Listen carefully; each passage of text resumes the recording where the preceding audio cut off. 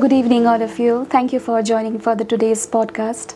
Unfiltered Gupshup is a podcast where real stories meet raw conversations from photography, design, culture, creativity, and we dive into unfiltered chats with everyday dreamers, doers in raw conversations where bold creativity meets spark, inspiration, and connection. Thanks to the Supreme Power AB Photos family and many more behind the screen who are connected with me for a lot of reasons.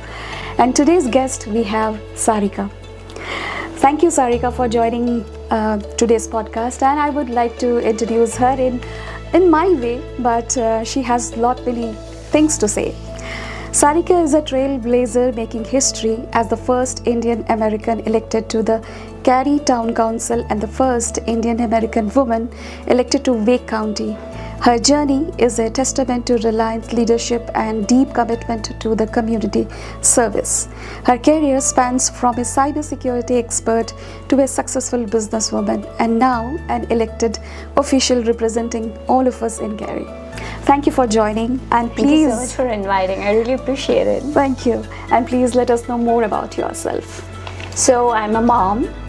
I'm a mom of a very beautiful 16-year-old girl. Okay. I am a dog mom of two best puppies in this world. Okay. A wife, daughter, friend, sister. I play so many roles, but being mom to these three, that's like my favorite role. Yeah. Obviously a community leader, Yes. and I would love to see more women leaders coming up, so trying to work on those fronts. That's about me. You do a lot more than this, but it's okay. We will get to know more. So what does women empowerment mean to you personally and professionally, and what do you think about? I think women empowerment is not just a women problem. It is like a societal problem that we have to make sure that the opportunities exist. And sometimes we just in our community especially, we feel like women also, they're very scared to even step out of their homes. To be able to have right over your body is so important for me. I have a 16-year-old daughter, so I fear what's going to happen with her future when she's all grown up. So those things I feel are very important on day-to-day basis from a women empowerment perspective. But as a society, to be able to give opportunities which push the bar. Mm-hmm. I feel like that's very important, and that's not happening as much as I would like to say. Oh, okay. So in your journey, what was the biggest challenge you had, and how did you overcome it? I think being in a room, when you walk into a room in a boardroom where nobody looks like me, I'm probably the only Indian American woman in the room that has a strong voice, and I'm representing a very large group of community, and my district is pretty big too. I think that is sometimes it's a challenge. Mm-hmm.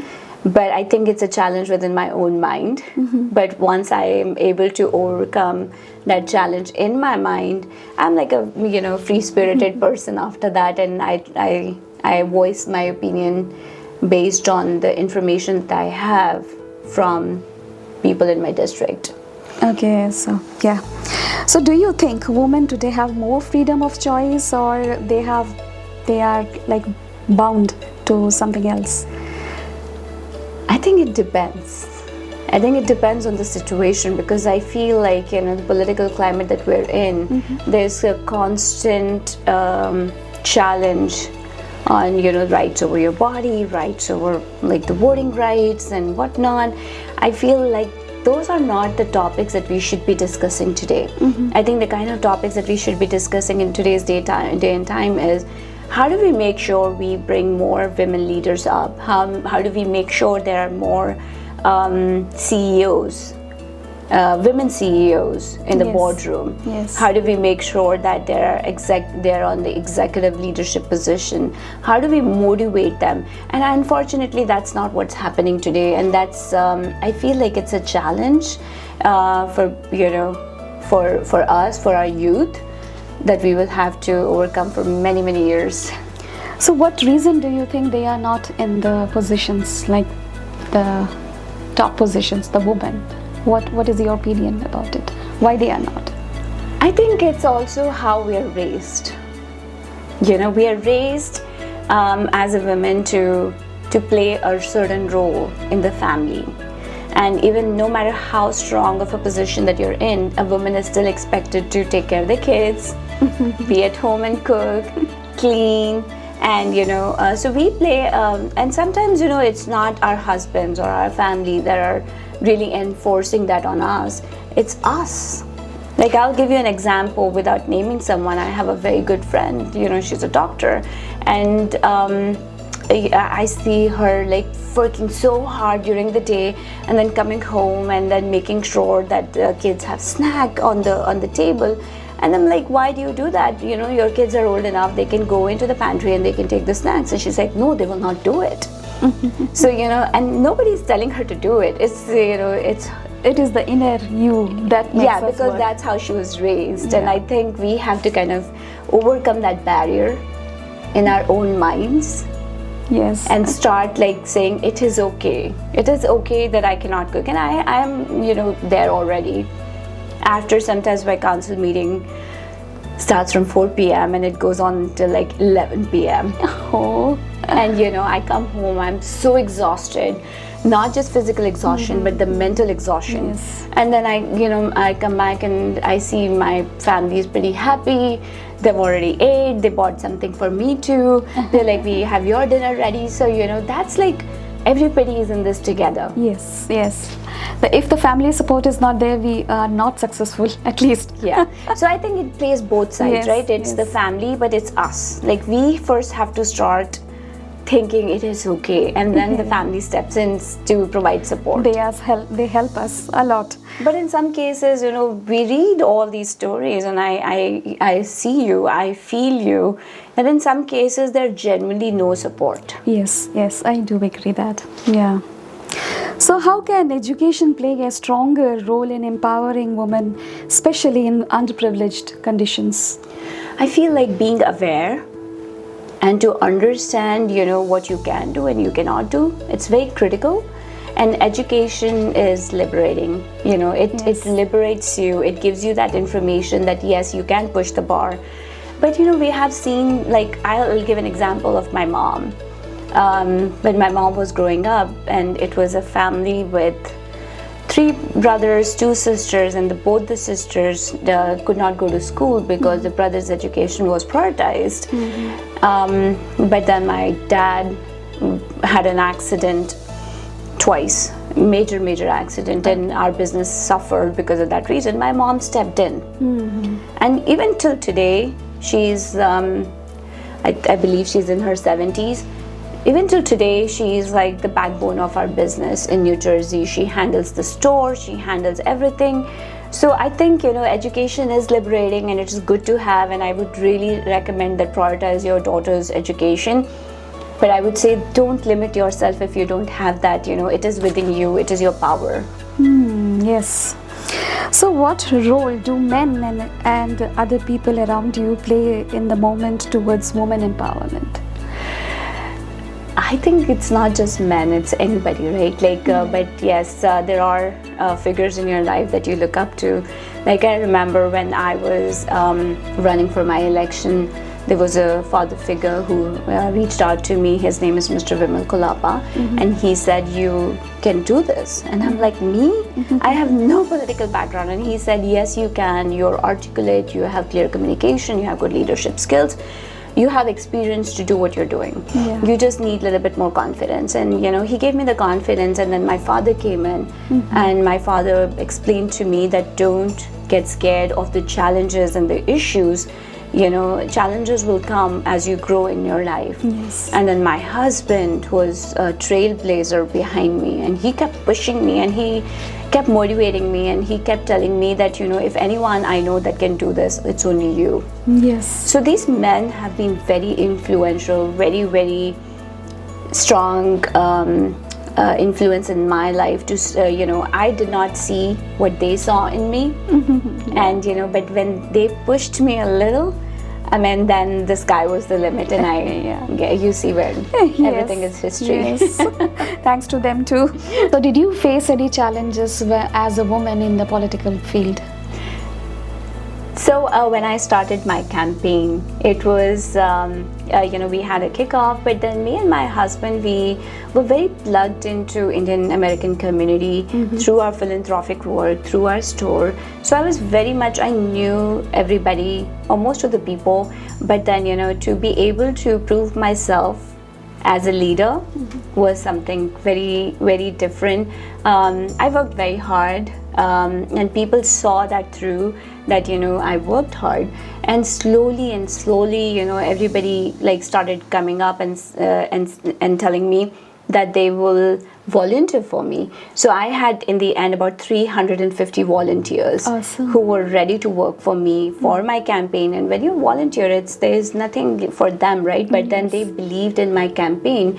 And as a woman, I had to work twice as hard as I think a man would have to work. But then I was able to pull this together, and I had conviction. I was honest.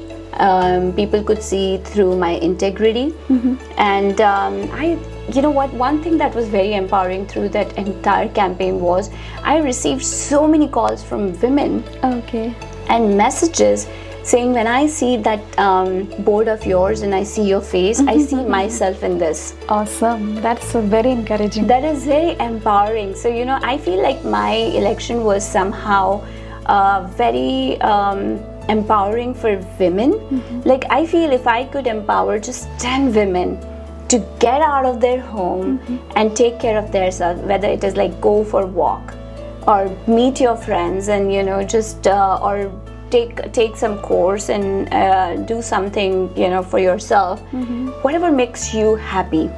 And that's, I think, very liberating, very empowering, and that was my driving force. I wanted to really do something for Indian community. I wanted to do something for women. I feel very, very strongly about bringing up women and supporting them. So I felt through my campaign I was able to create that momentum. And I want to thank each one of you. I want to thank men who were really supporting me. They believed in me, and there were times when I was down, and and they would come and they would say, "Don't worry, we're standing behind you." And there was a point in my campaign where everybody was emotionally involved with me. Like all my volunteers, like I still get calls and they tell me that when you cried, I cried with you.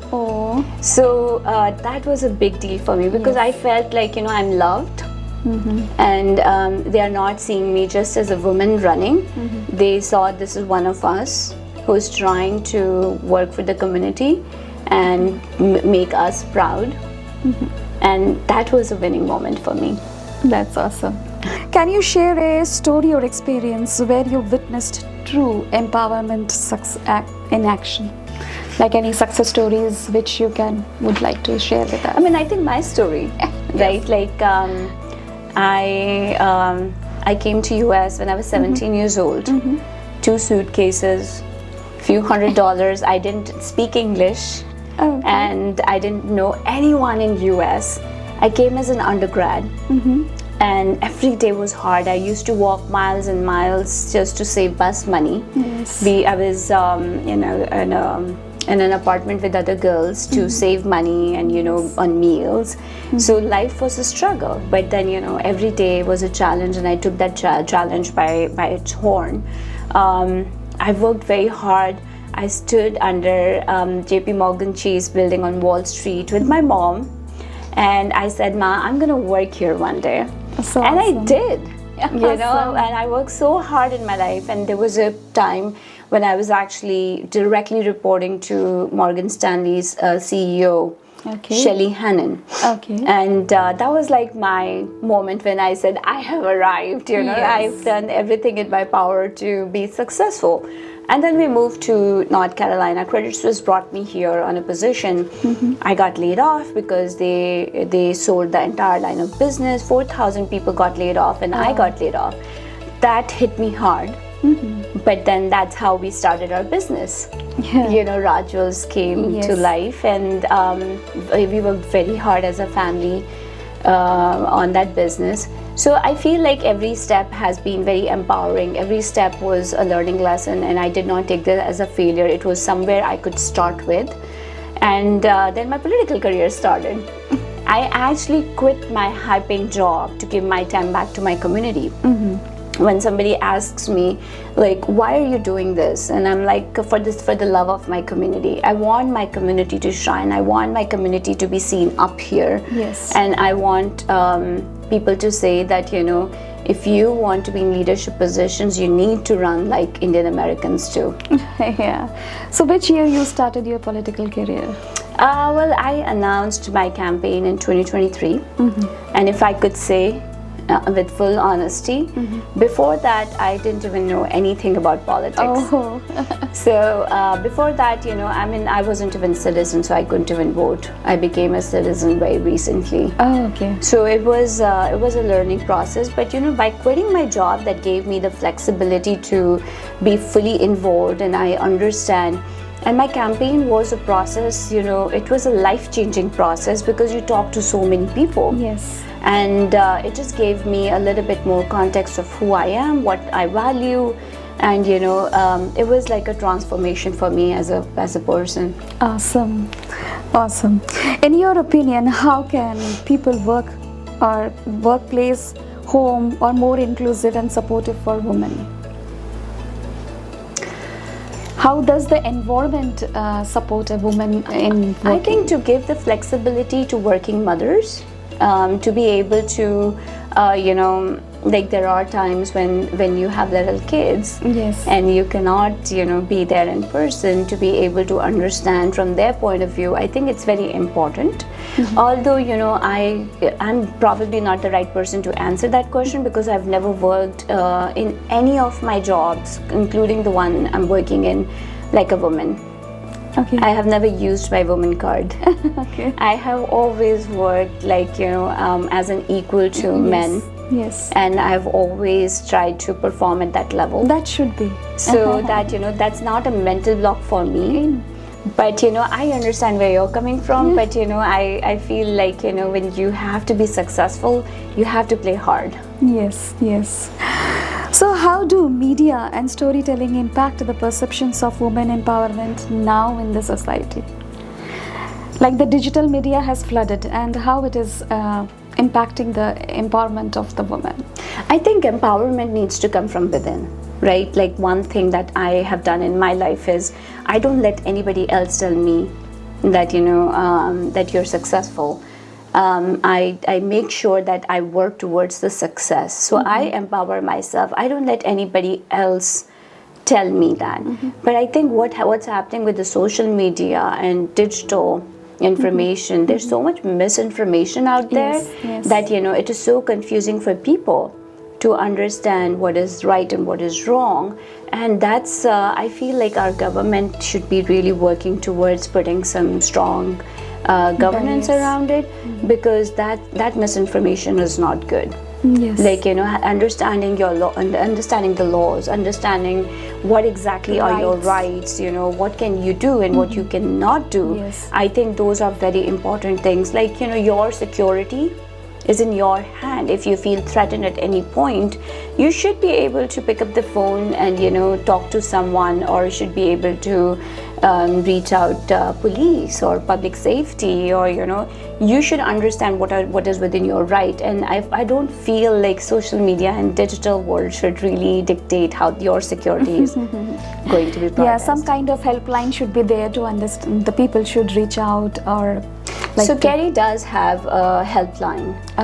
We do have a helpline in Cary, but we do have organizations who are also very focused on South Asian cases of domestic violence, right? I mean, like Kiran. I'm a very big supporter of Kiran, and I feel like that organization is doing a good job, and we should be empowering these kind of organizations who can help. And they cut the noise for us. Like Cary Police is there. They work very hard on making sure they understand the cultural aspect of Indian Americans when they get a call. Okay. And so that, they're not hurting our religious feelings, but they're also kind of being sensitive Yes. to the situation. So I feel like there are resources out there, and I wouldn't say 100% of the resources, digital resources or like social media is wrong, but understand that there is content out there which is obviously need to be Misleading vetted sometimes. Yes. Yeah. What advice would you give to the young girls who aspire to break barriers and lead change? So I always talk to my daughter. She's 16 years old. Yes. She's a little fireball, now. She wants to be a lawyer. I think she will get into politics at some point. But I do feel that, it's very important for girls to not let anybody else tell you who you are. And or shame you for your body. You should be confident the way you are, and don't let anybody put you in a box. Like I take feedback, I take advice, I take good compliments, not so good compliments, and it is okay. Nothing is personal. Like it's when people talk about you, they're really not telling about you. It's their views About the situation, might be they are or talking. their views about the situation, so nothing is personal. Yeah. I think you need to be confident about who you are and have a plan for yourself. Yes. Have plan, focus, and then make sure that you're working towards that plan. Yeah, that's good point. So if you would change one thing today or accelerate gender equality, what it would be and why it would be? Like in what sense?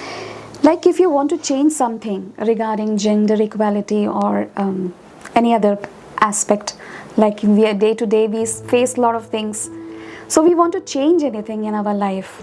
I feel one thing as a society, what we all can change is, education starts from home. I wish we all start telling our girls, daughters, that they can do this.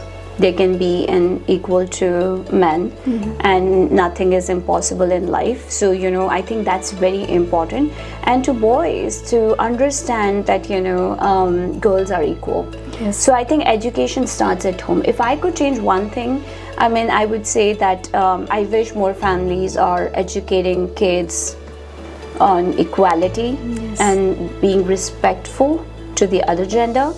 That's very important. Like in my daughter's case, she has friends who are boys, she has friends who are girls, and I don't see any fault in this, and she's like, she sees them as equal. Yes. And that's where the power lies. Yes. Yeah.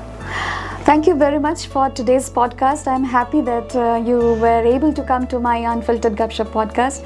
Thank you very much, and lots of thanks to the people behind my podcast. Thank you very much. Thank you so much for inviting me. I'm so grateful that you gave me this opportunity. This is a great topic that is very close to my heart. So I'm so grateful that I could speak to you about this today. Thank you. Thank you very much. Thanks.